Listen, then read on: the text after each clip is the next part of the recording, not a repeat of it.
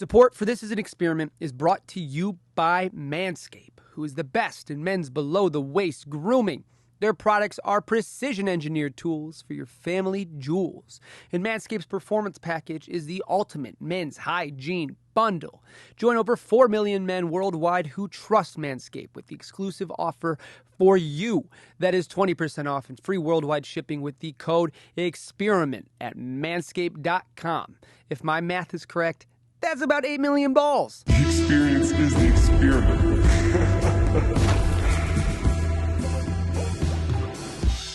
Today's guest hails from New Jersey and has since made his way out to Los Angeles, California. He has not only finished an Ironman, he has not only started a successful music podcast, but he has recently become the VP of marketing for Epic Records. Please welcome today's guest, Dylan Brewer. But wait, not only is Dylan here, but we have a special guest. He hails from Cleveland, Ohio. He's a producer, he's a piano player, and a damn good guy. Please welcome Jerry. What's up? Welcome. How's it going? What up, man? Thank you guys for coming. I'm glad we can make this happen. Thanks for having me. Absolutely. So if you guys don't mind, real fast, just give a little kind of synopsis on who you are, what you do in the industry, and yeah. Dylan Brewer, sticks of South Jersey. Sort of found my way into this music scene, LA. I was living in New York for a while. I think the thing I look back on is I sort of came out of a place where not many people left, that place. Absolutely. And so for that, I'm super grateful. And the journey is a detailed one, but I've sort of came from a place and was raised in a way that didn't really see this as a thing, and I'm lucky and grateful to have made it a thing and like exploring new things in that sort of with that mindset every day. You know Absolutely. what I mean? But I think there was a few other questions that were part of that. What was your start? Yeah, I know you're a phenomenal drummer. Is that how you kind of got into the industry? That was how I started getting into music for sure. I mean, the classic dad, uncles playing music around the houses and stuff during parties, and that got me acclimated. But yeah, playing drums at an early age, listening to music that was like very drum, like rhythm, percussion focused, I think opened my ears to some stuff that maybe other friend groups weren't listening to. And that interest ultimately catapulted a bunch of stuff, right? Getting into college, doing college radio, starting a record label in college, just like trying to find a way and a voice and a thing. And in that experimentation of college, I found things I was more passionate about, I think, under the umbrella of music, what were voids in the world of music that you wanted to see changed or you loved or whatever. And that all sort of sparked ultimately my first gig out of college, which was at Google doing music partnerships. Crazy. And then from there it was like sort of like Not I a was bad living in first New gig. York. It was the greatest first gig I think anyone could have, really, because I was young and I had this opportunity to sort of like roll and do really unique things with this new platform. It was Google Hangouts at the time. Oh wow. Remember Google Hangouts was like it was like Uvu and Skype were like the two ones. It was before IG Live and before Instagram Live and before like Meerkat. I'm like dating myself, like Meerkat and like those companies blew up at South by in like 2013, 2014.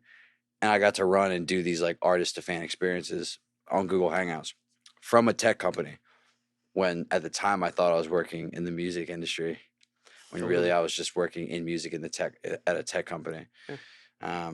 So it was a huge like awakening moment when I left that culturally, because they were 10 years ahead and the music industry is like 10 years behind, Absolutely. But yeah, it was amazing. Love it. I mean, what a fucking crazy first job. Yeah. That's crazy. And how about you? Yeah. Who are you? No, I got my start in the music industry really just in music. Honestly, just as a young age. Started playing piano when I was like 3 years old. Started off as a classical musician. Was the nerdy kid that would practice, 4 or 5 hours a day. at the piano all the time. Uh, Ended up playing at Carnegie Hall before I was like 13. Um, I really fell in love with just like classical music. Was playing with professional orchestras, all throughout Ohio, uh, other places in the world, throughout the country. Uh, yeah, like, but eventually I kind of just fell in love with, the art of making music production. I was like 15, 16. Like everybody's starting a music production. I had a cracked version of FL Studio. Absolutely. Locked in on it, went crazy. Was putting my beats on the internet on like hip hop music forums. I'd make friends that way. Ended up meeting some kid from London, who's now a dear friend of mine, Comey. Uh, he ended up being a dear collaborator of mine. We worked together tirelessly for like 4 or 5 years every day, just like making beats with each other. Fast forward 4 or 5 years later, he produces one of the biggest hits in the world, La La La for Sam Smith Oh shit. with Naughty Boy, and sort of changes his life. And just through that and those experiences, just producing with him as a sort of like as a producer duo at the time, you know, led me to do sessions with a bunch of artists here in LA and stuff like that. But yeah, fast forward a little bit farther than that. I moved out here to LA, uh, linked up with a dear friend of mine who is an engineer for Esther Dean, my boy Adam Corvus-Meyer. Uh, you know, we were making tracks for her, some demo tracks here and there for her whenever she'd ask. One thing led to another. Made something crazy for Tinashe at the time. Yeah. After that, we just kind of decided, let's be an official production duo called Cut and Dry. Now we're doing a bunch of crazy cool projects. Just recently, I was in Atlanta for the past 6 months producing for an artist named Young Blue. Executive produced his next coming album coming out soon. Congrats. Yeah, excited about that. But yeah, one thing led to another. That's how I am to where I'm at today. Love That's it. how I met this guy. Sir. Through an old former roommate who worked and works with my friend Adam.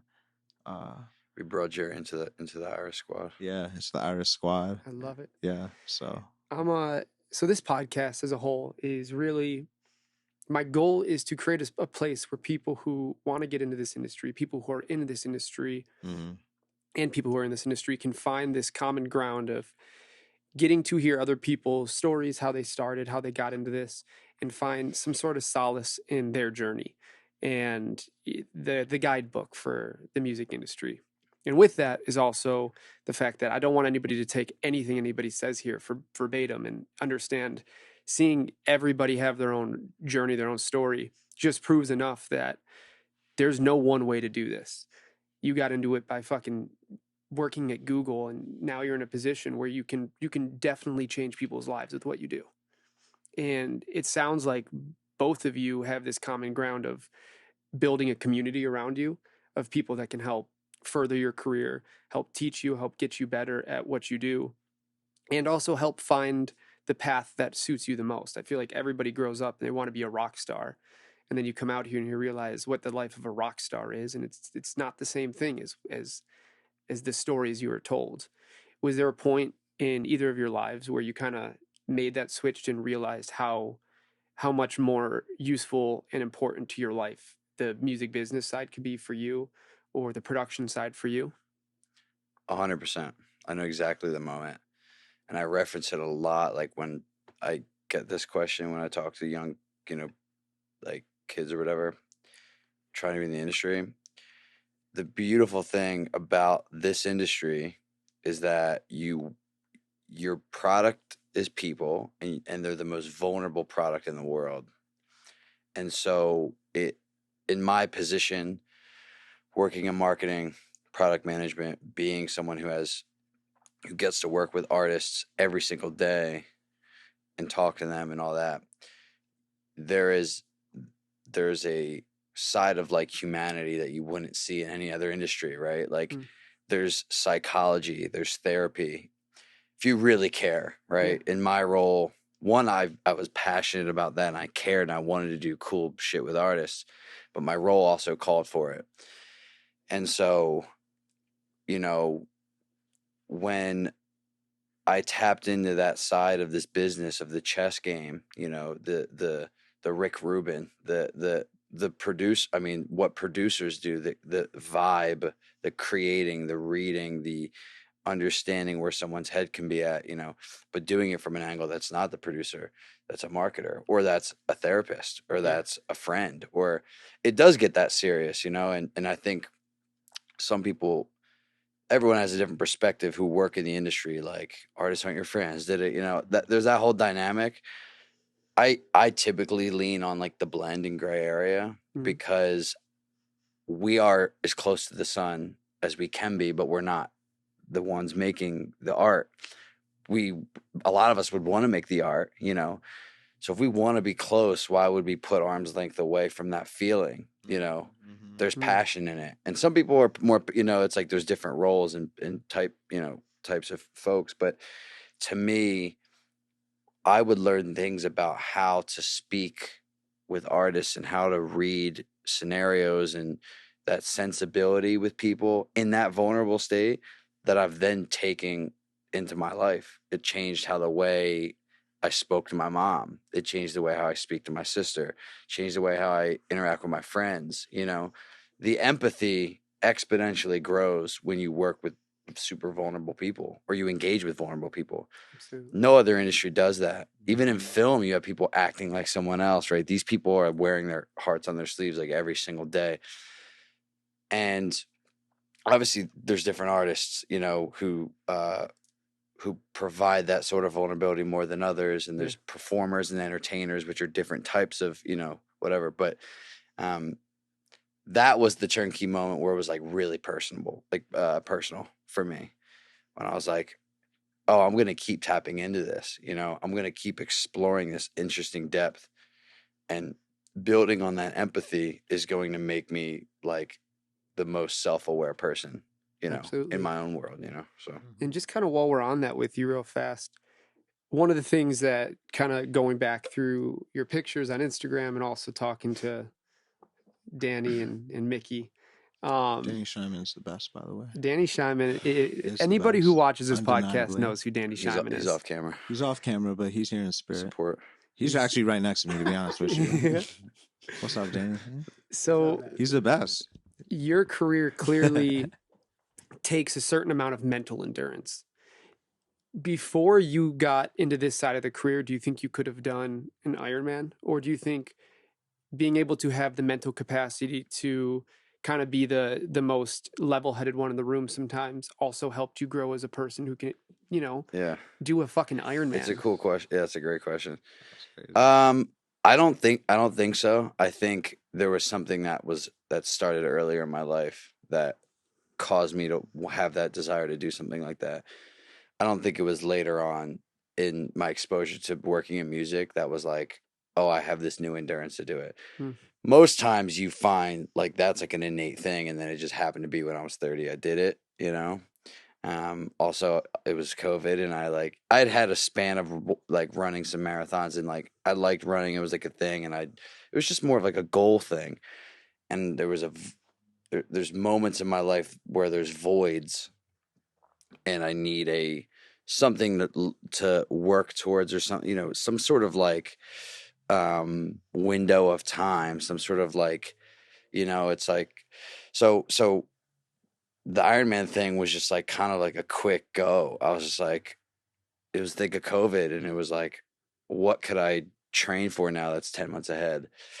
And I liked achieving shit like that, but I think there was something more innate when I was younger, you know, that I think probably caused that mindset. I mean, it definitely makes so much sense on what you do as well, because maybe, you know, chicken before the egg, what comes first, but what you're doing and part of your job, or what I can imagine your job is to go into a room with people like you were saying that have wear their emotions on their sleeves. And a lot of the people in this industry are the people who until they're famous, are the weird ones in the back of the room. They're the people who are doing their own thing, and Yeah.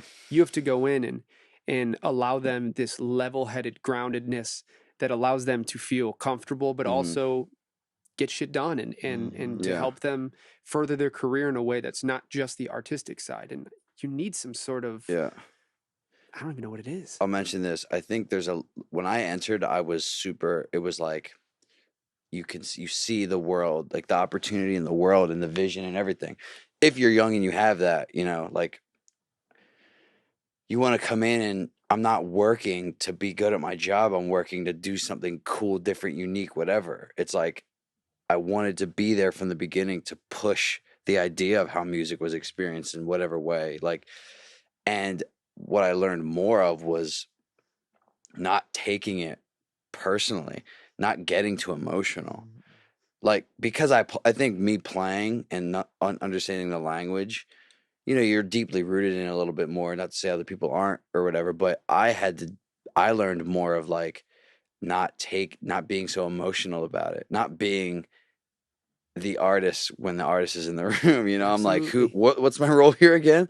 It's like, and I had that, and I was like, and it was part of my personality, and I don't change, but it's just like an emotional management sort of thing. I mean, you have to learn how to not be the runner while you're swimming. You have to learn how to not be the biker while you're running. Yeah. That's a physical but also a mental change that you're doing in real time. And clearly there's some sort of mental resilience that maybe some people are born with, maybe you learn through trial and error and tribulation and whatever your journey is. But I mean, the fact that all these things have such common like root causes, they come from a similar place. It's super interesting. And I think it shows people like if you are somebody who's able to be that level-headed one in the room, but also be able to grasp onto the creative and the business side, maybe what you're doing is a great thing for people to strive for who have a similar, their cogs move the same way. It's always a balancing act, right? It's like you're always going to have the moment. It's almost like I don't want to engage in something so creatively, but then the result at the end of the day is like stress and anxiety and like pressure on yourself. I'm certainly a victim of putting a lot of pressure on myself. So it's like, it's a practice where it's like, I won't ever lose that. I know it's part of me. I'm going to live on both sides of the spectrum. I'm going to push to expose myself in the positive sort of passionate way, but also know that the negative side of stress, depression, anxiety can reciprocate, sort of like a life choice sort of thing, or how some people live closer to the equilibrium and they experience some kind of happiness, but stop, and then their sadness also stops. Yeah. And maybe that's because of a fear. That's kind of my belief in like, I'm okay with understanding the whole other side of it. You know what I mean? So it's like, at least exploring it and being aware that it's there and knowing that that's part of the experience. It's part of in both these two different parts of your life. Yeah. I think going there is such a key thing. Like you said, just like it's like feeling uncomfortable, that whole thing, putting yourself in those kind of situations and stuff. Yeah, because it also too, like you have to have a sheer amount of just insane amount of determination, to be successful, really in anything in life. To be honest with you, but that level of determination is really what sets apart a lot of people. Absolutely. From a lot. I was just talking yesterday. I did a solo one that I do every Friday. And part of what I was talking about is what makes somebody who's already hit the threshold of talent, makes them from good to incredible to great. And I think part of that is confidence in handling your own emotions when you walk into a room. Because as a producer, especially, which is kind of how I was talking about it, your job when you walk into the room is to be the common ground. So the artist can go fucking very high and very low, but you have this balancing act allowing them to come back. You have to set the vibe in Absolutely. the room. And that goes from as far as knowing the personalities of even the songwriters that you might even want in the room for something that's specific for what I do, as a producer, and in some cases too, sometimes it's actually super beneficial to have a guy that like Dylan in the room, as a creative, because, they'll have a perspective on maybe a song that's happening in the room that nobody else had really even thought of that could spark a crazier creative idea. You Hmm. know, if I feel like honestly as a producer that is like how you create magic within a song. Like Dylan had, even to pick it back off of what he was saying earlier. You're producing people. You know, you're producing uh moments in people's lives. Yeah, I think for me personally, to tag on the original question of please. like, what got us into our, respective fields, it's for me, it was personally just being able to create moments for people, listening to the music that I'd be playing at the piano, Hmm.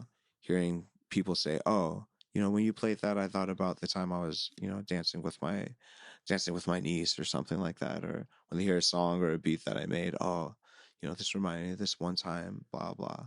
You know, um, it's usually how it sparks a song, Absolutely. depending on who you're with. But you know, you have to understand. I think after you get to a certain level of skill, how to create moments for the people that are in the room. Hmm. And that's how you create, the greatest moments in a song or, of a day, you know. I feel like part of being in this industry is being able to go to such extreme emotions and be aware of when you're at those places, so you can use them to your advantage. So you can create art. So you can help people become level headed to further their art. So you can Mm-hmm. do something that you can go beyond just the creative side as far as making music, but you can go to the side of being creative in the business. And I think that's a big part of this too, is everybody's hears the word business and they run, Yeah. when really in this industry it's not like others. Like you were saying, like this business, no matter what part of it you're in, you have to be some sort of creative, and you also have to know when to do your job in the Well, room. you have to know how to be able to creatively deal with people. Yeah. Like I think, having that skill set on the business side is incredibly important because, um, you know, having the lingo, having the knowledge, these are tools. How you use those tools in dealing with the people that you're dealing with is how you get to creative results, once in a lifetime moments. I'm sure Dylan definitely has some Yeah. thoughts on You that. know, I feel like just you talking about that makes me think like you can run into a person on the street doing or saying something or acting a Mm-hmm. kind of way, Mm-hmm. and you'll have a reaction, and then you put and maybe that person happened to just be an artist, and then you put them in the studio and you have a session with that person in the studio and they're acting the same way. The Yeah. context is you kind of look at it and go, you change your mind. It's more of like it's where the full empathy comes in. It's like Mm-hmm. I'm kind of just like looking at what's going on. It's just like, where as if you were in your day-to-day life, you may judge someone, or you may look at them, or you may walk right by. Mm-hmm. But I've noticed that sometimes it'll click in my head like in real time, where I could be like sitting and like maybe like in my own head thinking about like this person's off their you know what I mean, Yeah. or whatever. But then I'm like, I try to prioritize just like the moment of fun I can have if I'm just seeing this is a character, like this is like, you know what I mean, it's all the perspective of going in. So it's like that change of context is always an interesting thing that sometimes I'll tap when I like Mm-hmm. meet artists or do whatever, even if it's like the classic like stereotypical like, hey man, I make music, given the CD shit. Yeah. I'm like, some of these people, there's you immediately reside to like, this person's probably a very interesting, complex person, instead of this is another motherfucker trying to Right. sell me Trying to shit. You sell know me what I some mean? Yeah. stuff, right? It's just like you try to see past all of that immediately and see like, whatever the human empathy bullshit. But It's like real time human analysis, but not just analyzing somebody. It's analyzing them and then stopping and using that information to not judge, but just go based off the situation that you're in. And sometimes you're going to be in weird situations with weird Facts. people, and Facts. sometimes those people bring you the best music. I'll be honest with you. Like, if it's not getting weird, I feel like at some point you're probably doing it wrong. because like there's a level of like uncomfort, you know, when things get a little bit weird, that I feel like is important for you to experience, no matter what you're doing, as a creative, as on the business, whatever. I think it's important, like, for you to feel comfortable with being uncomfortable, you know, being in those bizarre moments and navigating those moments to get the end result that you see fit. At least for me, as a producer, you know, that could be as simple as, you know, the artist could just be literally screaming in the room about something that had pissed him off earlier in the day. Like, that's an awkward situation. Yeah. Y'all ever been in a room with somebody just yelling? It's like just okay, in general, but it's like accepted. It's almost yeah. Yeah. It's just okay. It's like don't right? take it personally. Like Yeah, this is. yeah. It's like yelling at the dude. Like yelling at Chance. You know. Yeah.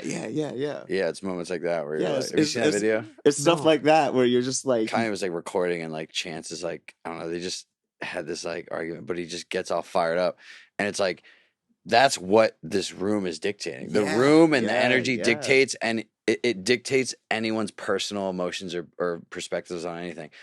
And if you can be in a room or cultivate a room like that, that's where you get shit in life and moments in life that you couldn't get anywhere else, right? It's like you break that layer of just of comfort. I think it happens in like sports too. You know, when you're on the field, you know, stuff like that. I think that teaching mentality of stuff when you're tapped in, it's like everything else goes out. Like you leave it at the door, sort of situation. You break that wall of just.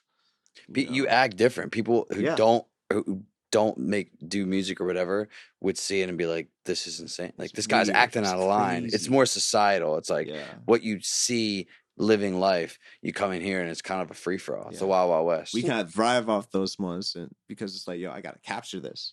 Well, turn this into something. You know, people will listen to the product and love the product, but not be able to handle the situation that made the product. And that's part of this too. Is like, people want crazy music. Where the fuck do you think crazy music comes from? It comes from crazy people doing crazy things and having crazy situations and crazy fucking people.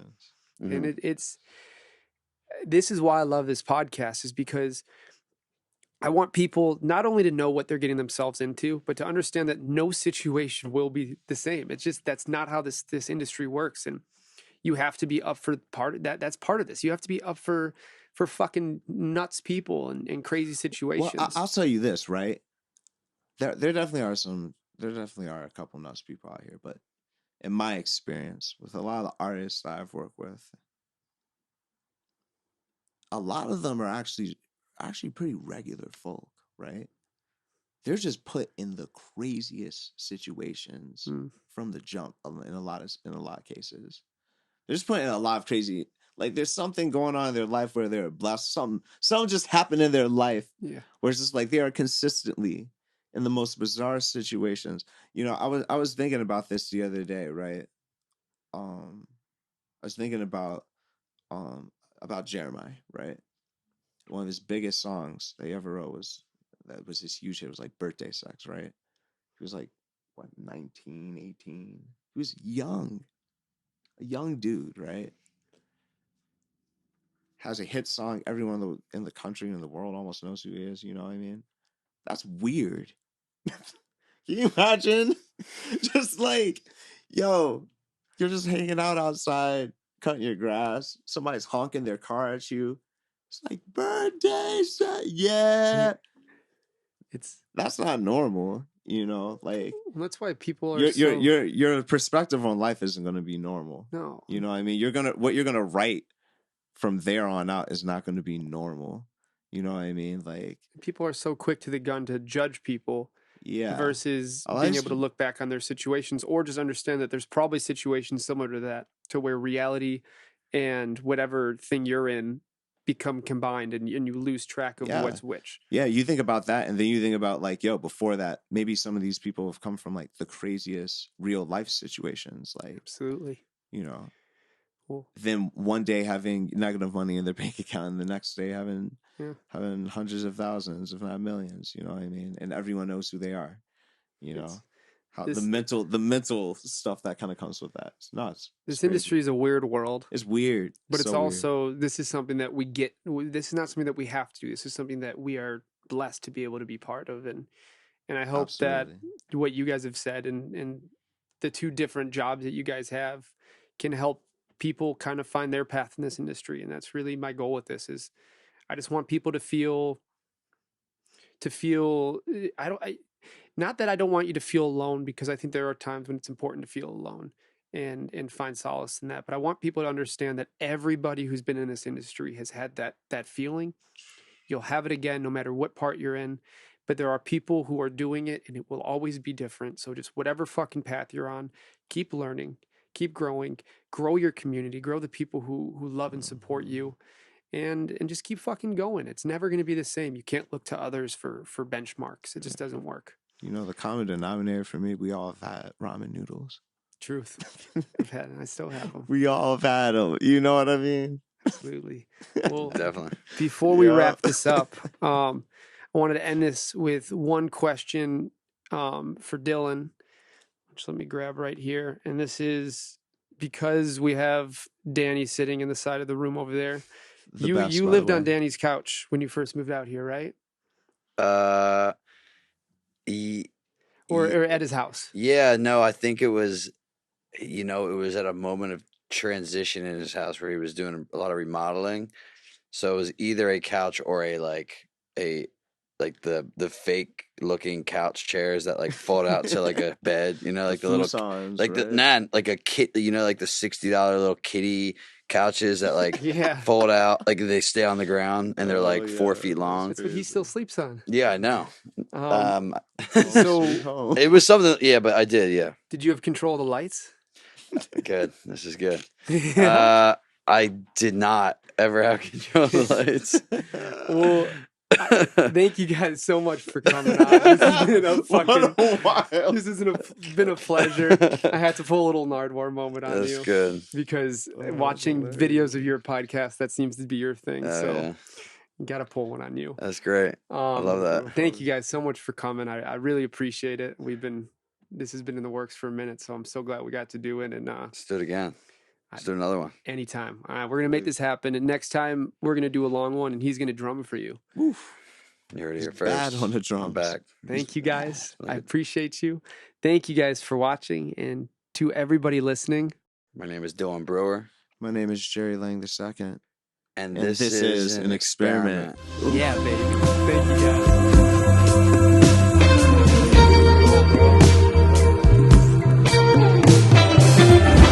The experience is the experiment.